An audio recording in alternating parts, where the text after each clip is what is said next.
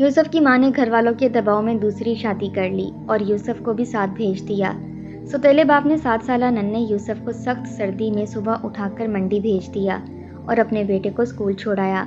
यूसुफ मंडी में काम करके घर वालों के लिए सब्जी ले आता तो समरा ने यूसुफ की बुरी हालत देखकर अगले दिन इसे मंडी न भेजा तो शौहर ने यूसुफ को मारा और मार पीट कर भेज दिया और कहा, हराम खोर, खुद कमा कर खा।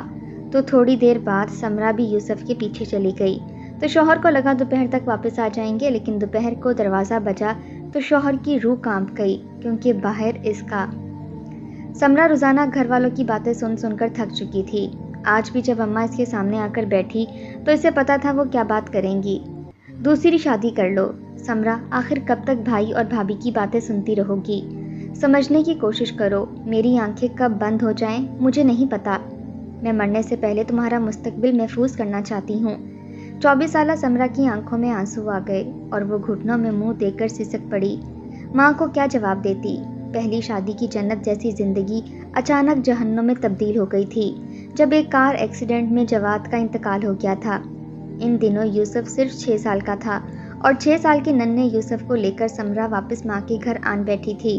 और पिछले 1 साल का अरसा समरा ने जिस तरह कांटों पर गुजारा था ये वही जानती थी, मगर वो क्या करती, किस तरह अपने दिल को मजबूर करती एक और मर्द के साथ ज़िंदगी गुजारने पर। अम्मा ने इसके सामने हाथ जोड़ दिए थे, खुदा के लिए समरा बस कर दो अपनी ज़िद, अब मैं मज़ीद इस घर में लड़ाई झगड़े बर्दाश्त नहीं कर सकती। माँ ने अभी इतना ही कहा था कि अचानक बाहर से भाभी की चीखने चिल्लाने की आवाज़ें आने लगीं। सारे बर्तन धोने वाले पड़े हैं, कहाँ है ये महारानी? खाली रोटियां तोड़ने का पता है इसे, पता भी है कि किस भाव आटा मिलता है। बाहर निकलो कमरे से और काम करो। भाभी की पुकार पर समरा घबराकर उठ बैठी, मगर माँ ने इसकी हालत देखते हुए फैसला कर लिया था कि वो इसकी एक नहीं सुनेगी। इसीलिए उन्होंने अगले दिन ही मोहल्ले के रिश्ते कराने वाली को बुला भेजा। दोनों सर जोड़कर काफ़ी देर तक बातें करती रहीं और फिर उसी शाम वो एक औरत को लेकर समरा के घर पहुंची। समरा कपड़े धोकर तार पर डाल रही थी जब उस औरत ने अंदर दाखिल होते हुए एक दिलचस्प नज़र समरा पर डाली। वो अपने बड़े भाई के लिए समरा का रिश्ता लेकर आई थी। इसकी उम्र 30 साल थी और इसकी बीवी का अरसा हुआ इंतकाल हो चुका था। इसका एक ही बेटा था जो यूसुफ का हम उम्र था।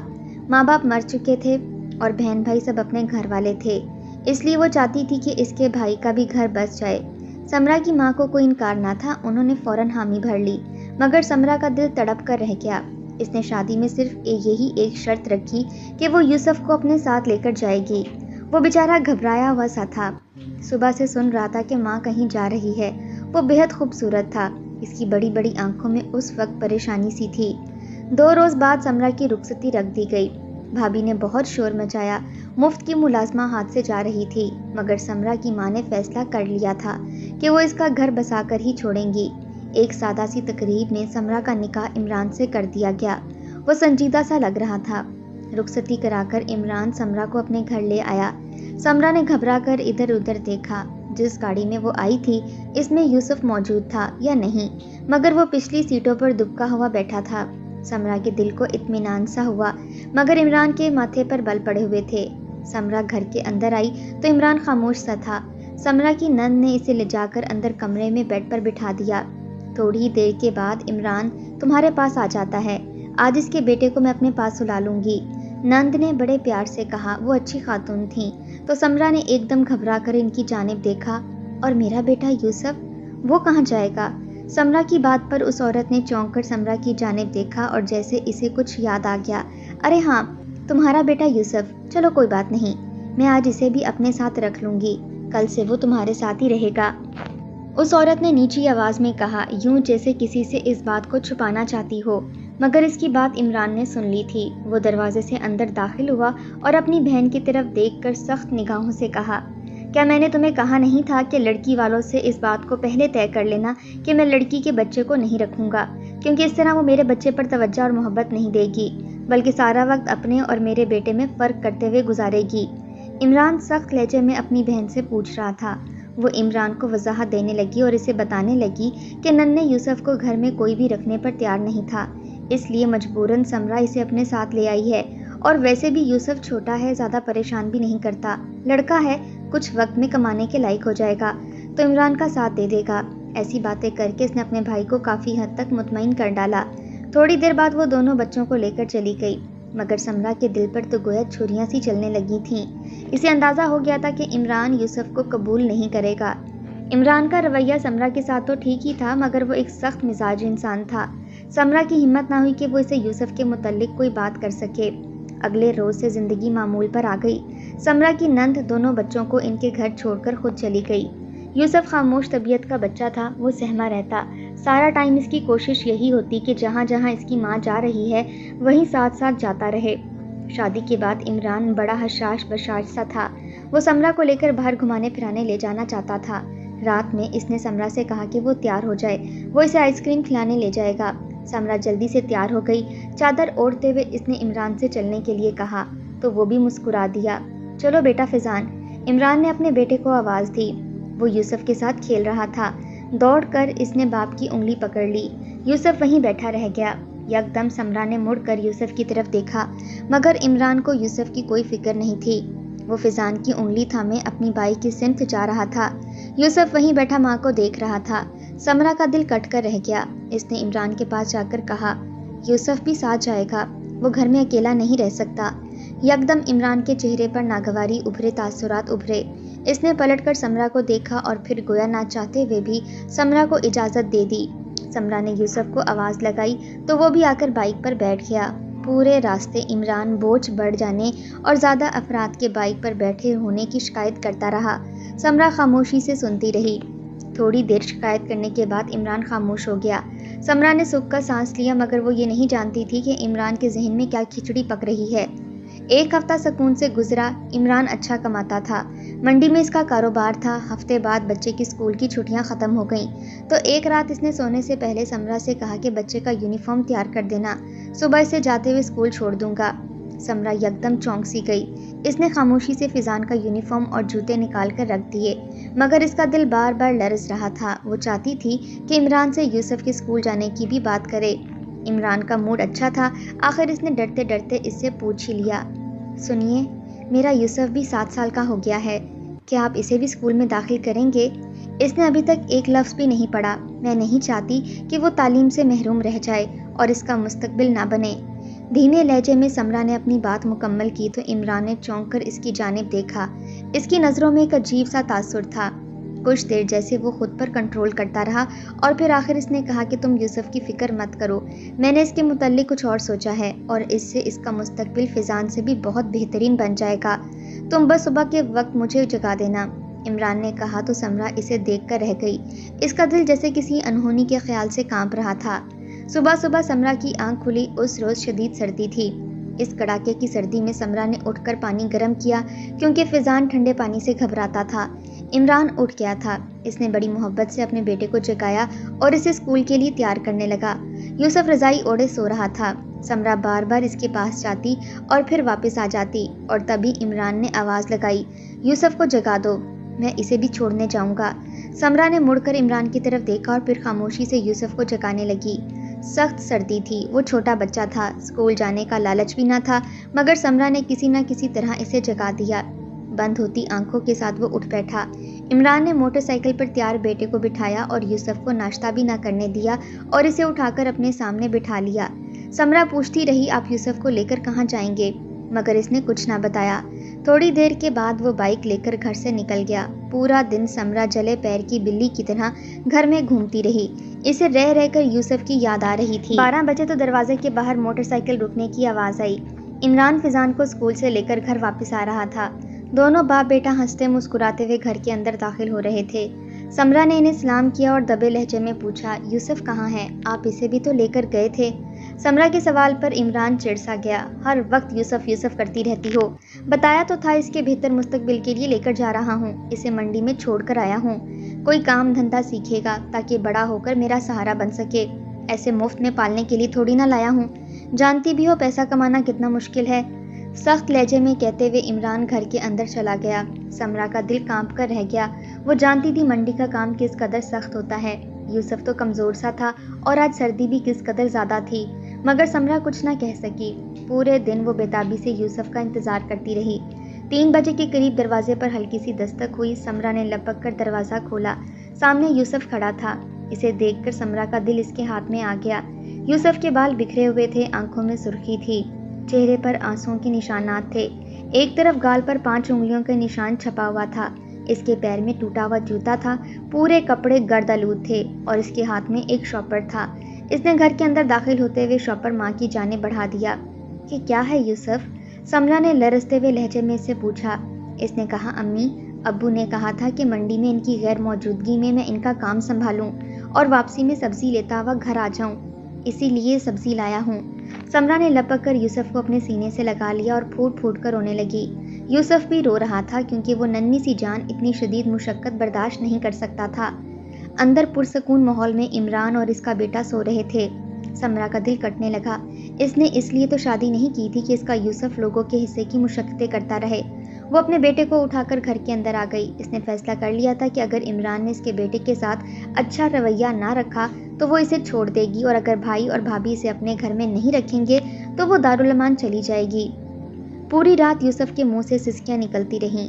वो नींद में भी बुड़बुड़ा रहा था, मुझे मत मारो, मुझे मत मारो, गलती से सामान गिर गया है, मैं अब सही तरह से उठाऊंगा। शायद मंडी में काम करते हुए कई बार इससे सामान के भारी टोकरे गिर गए थे, जभी तो इसके चेहरे पर थप्पड़ का एक निशान भी था। अगली सुबह इमरान नींद से जागा तो अभी हल्का हल्का अंधेरा छाया हुआ था। समरा फजर की नमाज अदा कर रही थी। सर्दी और धुंध इस कदर शदीद थी कि एक लम्हे के लिए तो इमरान भी ठटर कर रह गया। मेरे लिए नाश्ता मत बनाना, मेरी तबीयत बहुत ख़राब है। जब वो बोला तो इसकी आवाज़ भारी सी हो रही थी। समरा ने चौंक कर इसकी जानिब देखा। वाकई इसके चेहरे पर ऐसे तासुरात थे जैसे इसे पूरी रात तेज़ बुखार रहा हो। समरा ने सर हिला दिया और दुआ मांगने लगी। इमरान ने पलटकर सोए हुए फिजान और यूसुफ की जानिब देखा और फिर से समरा को देखकर कहने लगा, हाँ, लेकिन बच्चों का जाना तो ज़रूरी है और फिजान के स्कूल में इम्तिहान चल रहे हैं, मैं इसकी छुट्टी नहीं करवा सकता। और रही बात यूसुफ की, तो मंडी में आज मेरी गैर मौजूदगी में ये मेरा काम संभाल लेगा। मेरी तबीयत भी ख़राब है, इसका भी जाना ज़रूरी है। नमाज पढ़कर इन दोनों को तैयार कर दो ताकि मैं इन्हें छोड़ आऊँ। इमरान ये कहते हुए दोबारा लेट गया। समरा का दिल धक से रह गया। वो इमरान को मना करना चाहती थी कि यूसुफ को मंडी नहीं भेजेगी, लेकिन इमरान एक सख्त गिर इंसान था। इसके साथ बात करते हुए समरा घबरा सी जाती थी। इस वक्त भी वो दोबारा आंखों पर हाथ रखकर लेट गया था। समरा बेदिली से उठी और उठकर नाश्ता बनाने लगी। नाश्ता बनाने के दौरान वो सोचती रही कि आखिर वो किस तरह इमरान को मना करेगी कि वो यूसुफ से मुशक्कत वाला काम नहीं करवाना चाहती। थोड़ी देर के बाद इसने फिजान को उठाया। वो बदतमीजी करता हुआ लड़ने लगा, मगर समरा ने इंतहाई प्यार के साथ इसको यूनिफॉर्म पहनाया और नाश्ता करवाने लगी। इमरान उठ बैठा। यूसुफ को अभी तक क्यों नहीं उठाया? अच्छा चलो मैं फिजान को स्कूल छोड़कर आ जाऊं, फिर इसे छोड़ाऊंगा। दोनों का रास्ता अलग अलग है। समरा कुछ न बोली। इसने बस्ता फिजान को पहना दिया था। इमरान उठा और इसने फिजान के माथे पर एक बोसा दिया और इसे प्यार से गोद में उठाकर बाहर जाने लगा। समरा इसे देखकर देखती ही रह गई। यूसुफ का बाप भी तो इसके साथ ऐसे ही मोहब्बत किया करता था। खुदा जाने ये आजमाइश इसकी नसीब में क्यों लिखी थी। यूसुफ अभी तक सो रहा था। शदीद थकावट की वजह से इसे भी हल्का हल्का बुखार सा हो रहा था।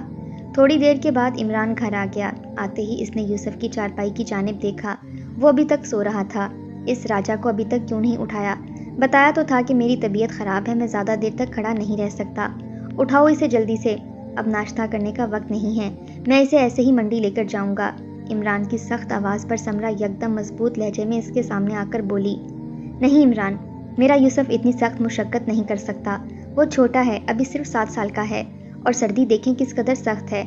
आप खुद बीमार हो गए हैं, मैं इसे मंडी नहीं जाने दूंगी।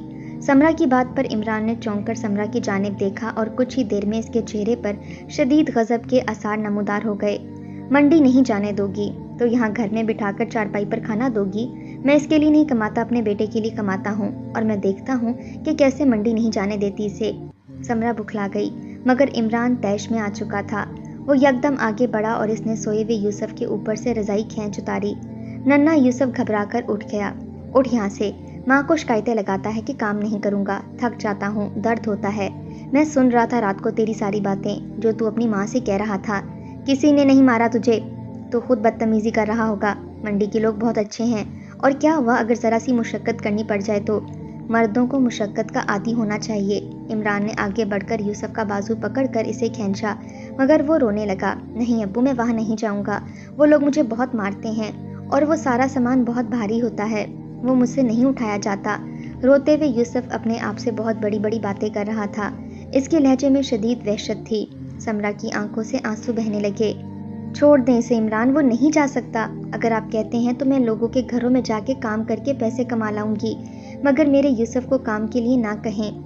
समरा ने आगे बढ़कर इमरान का बाजू पकड़ा, मगर इसने जोर से इसका हाथ झटक दिया और दूसरे ही पल इसने एक जोरदार थप्पड़ यूसुफ के मुंह पर दे मारा। बगैरत बनता है, अब माँ तेरी वजह से काम पर जाएगी और तू यहाँ घर में बैठकर रोटियां तोड़ेगा। इमरान इसे गालियां दे रहा था और पे दर पे थप्पड़ मार रहा था। ये सब करते हुए वो ये भूल गया कि इसके सामने महज एक 7 साल का बच्चा है, कोई जवान आदमी नहीं जो मेहनत मुशक्कत से जी चुरा रहा था। यूसुफ की सिसकियां बुलंद होने लगीं। समरा ने इमरान को रोकने की बहुत कोशिश की, मगर वो बुरी तरह से बिफर चुका था। इसने पिटते पिटते ही यूसुफ को चारपाई से उतारकर नीचे फेंका और इसके पैरों में जूता पहना दिया। वो यूसुफ को घसीटते हुए घर से बाहर लेकर निकल गया। मंडी इनके घर से ज़्यादा फासले पर ना थी।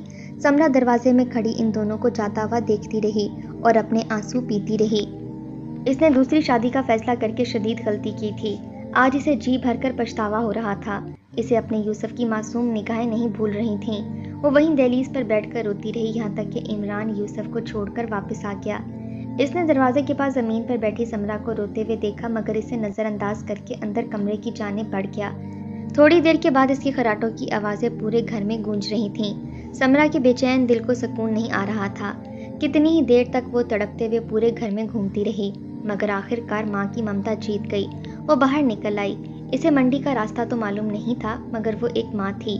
बेटे की तड़प ने इसे मजबूर कर दिया। वो रास्ते में आने वाले हर शख्स से मंडी का रास्ता पूछती रही। लोग इसे अजीब नज़रों से देखते, मगर किसी न किसी तरह समरा मंडी तक पहुंची गई। मंडी क्या थी, ज़मीन पर गोया एक जहन्नुम था। भांत भांत की बोलियां थीं, सैकड़ों अफराद थे, बड़े बड़े ट्रक आ जा रहे थे जिनमें सामान लदा हुआ था। समरा घबरा गई। इन तमाम लोगों के बीच में वो अपने यूसुफ को कैसे तलाश करेगी। इसे याद आया कि वो इमरान का नाम लेकर लोगों से पूछ सकती है। इसने पास से गुजरते हुए एक आदमी से कहा, यहाँ इमरान साहब किस जगह काम करते हैं। उस आदमी ने मुड़कर समरा की जानिब अजीब सी नज़रों से देखा। मंडी में भला औरतों का क्या काम था, मगर वो एक शरीफ आदमी था। इसने समरा को हाथ के इशारे से एक जगह दिखाई और कहा, वो जहाँ कोने में ज़्यादा रश लगा है और फलों की बड़ी बड़ी टोकरियाँ ट्रक में लादी जा रही हैं, इमरान वहाँ काम करता है, मगर आज तो वो नहीं आया। इसने अपनी जगह अपने सौतेले बेटे को यहाँ लाकर छोड़ा है। उस शख्स ने कहा। समरा ने इसकी पूरी बात भी नहीं सुनी और दौड़ते हुए उस जगह की जानिब जाने लगी। वहाँ पहुँचते ही जैसे इसका दिल कट कर रह गया। बड़े से ट्रक के ऊपर सामान लोड हो रहा था। कितने बड़े मजदूरों के बीच में इसका नन्हा सा यूसुफ भी था, जो छोटे छोटे हाथों से भारी क्रेट उठाकर ट्रक के ऊपर चढ़ाने की कोशिश कर रहा था। इसके चेहरे पर आंसू के निशानात थे। इसे बार बार झिड़कियां पड़ रही थीं। वो सामान उठाने की कोशिश करता, लेकिन वो खुद कमज़ोर सा था और सामान भारी। ऐसी ही एक कोशिश में फलों से लदा हुआ क्रेट इसके हाथ से छूटकर नीचे जा गिरा। रस भरे फल मंडी के फर्श पर बिखर गए और थोड़ी ही देर के बाद आसपास से गुजरते हुए मर्दों के पैरों तले आ गए। मालिक को शदीद तैश आ गया। इमरान को बोला भी था, खुद काम पर आए, इस नन्हे से बच्चे को काम पर भेज देता है। इससे अपना आप तो संभाला नहीं जाता, ये काम क्या करेगा। इसने एक हाथ उठाकर यूसुफ की कमर में जड़ दिया। ध्यान से काम कर बच्चे, हजारों का नुकसान करवाएगा तू। थप्पड़ खाकर यूसुफ बेहाल सा हो गया। इसने फिर से क्रेट उठाने की कोशिश की। इस बार एक बड़े आदमी ने इसके साथ थोड़ी मदद करवाई और क्रेट को ट्रक के ऊपर चढ़ा दिया। समरा का दिल खून के आंसू रोने लगा। दूसरी जानिब इमरान बुखार की शिद्दत से घबराकर उठा तो इसने समरा को आवाज़ें दी, मगर घर में कोई होता तो जवाब देता। थोड़ी देर तक इंतजार के बाद इमरान कमरे से निकला। पूरा घर खाली पड़ा था, इधर उधर कोई ना था। इसने देखा दरवाज़ा खुला था। दरवाजे के बाहर इसने झांका। सामने ही पड़ोसन खड़ी थी। बहन, मेरी बीवी कहाँ गई है, क्या आपको पता है? इमरान की बात पर औरत ने कहा। अभी रोते हुए घर से निकल रही थी। यहाँ से मंडी का रास्ता पूछती जा रही थी, शायद वहाँ गई हो। पड़ोसन की बात ने इमरान को परेशान कर दिया। वो अंदर आके चारपाई पर बैठ गया। खुद ही आ जाएगी घूम फिर कर दोपहर तक। भला मंडी के माहौल में भी कोई औरत रह सकती है? इमरान बेताबी से कमरे में टहलने लगा। घर का हुलिया आज उल्टा हो रहा था। जब से समरा आई थी, इसे हर चीज़ की सहूलत हो गई थी। वक्त पर खाना तैयार मिलता, कपड़े धुले हुए मिलते, घर में एक सुकून सा उतर आया था। और आज वो घर पर नहीं थी तो घर बाजार का सा मंजर पेश कर रहा था। इमरान का दिल घबराने लगा। इसे थोड़ा पछतावा सा भी हुआ। क्या था जब वो अपना रवैया नरम कर लेता और यूसुफ को भी कबूल कर लेता। आखिर समरा भी तो इसके बेटे को प्यार देती ही थी। ज्यों ज्यों वक्त गुजर रहा था, इमरान का दिल मजीद बेताब होने लगा। दोपहर गुजर गई, शाम हो गई, मगर समरा और यूसुफ घर वापस नहीं आए। अब तो इमरान शदीद परेशान हो गया था। फिजान को भी वो ले आया था। मगरिब की अजानों से कुछ देर कबल अचानक दरवाजे पर दस्तक हुई। इमरान ने लपक कर दरवाज़ा खोला और इसके सामने समरा और यूसुफ खड़े थे, मगर वो दोनों साफ सुथरे कपड़ों में थे। यूसुफ भी सुबह वाले हुलिये से यकसर मुख्तलिफ था। समरा के चेहरे पर मुस्कुराहट थी और इसने इमरान की जानिब देखते हुए कहा, मैं अपना सामान वापस लेने आई हूँ। जिस घर में मेरे बेटे की जगह नहीं, मैं वहाँ नहीं रह सकती। समरा की बात सुनते ही इमरान यकदम बुखला गया। इसने समरा के आगे दोनों हाथ जोड़ दिए। मुझे माफ़ कर दो। सिर्फ एक ही दिन तुम्हारी गैर मौजूदगी से मुझे पता चल गया है कि मेरे घर को औरत की कितनी ज़रूरत है। मैं आइंदा तुम्हारे बेटे को मंडी नहीं भेजूंगा, बल्कि इसे भी एक बाप की तरह पालूंगा। कोई कमी बेशी हो तो नज़रअंदाज कर देना, मगर आज से मैं इसके साथ कोई ज्यादती नहीं करूंगा। इमरान की बात पर समरा ने हैरान निगाहों से इसकी जानिब देखा। अंदर भूख के मारे फिजान रो रहा था। समरा को अंदाज़ा हो गया कि इमरान को इसकी कदर आ गई थी। घर की ज़रूरत तो इसे भी थी। इसने मजबूती से अपने बेटे का हाथ पकड़ा और फिर से इमरान के घर के अंदर दाखिल हो गई। इमरान ने अपने कहे का पास रखा। इसने यूसुफ को भी स्कूल में दाखिल करवा दिया। समरा ने इसके घर को जन्नत बना दिया था। बदले में वो इसके बेटे के लिए इतना तो कर ही सकता था। समरा ने सुकून का सांस लिया, क्योंकि अब इसके बेटे को हकीकी बाप का प्यार ना सही, मगर एक घर की महफूज छत तो मिल ही रही।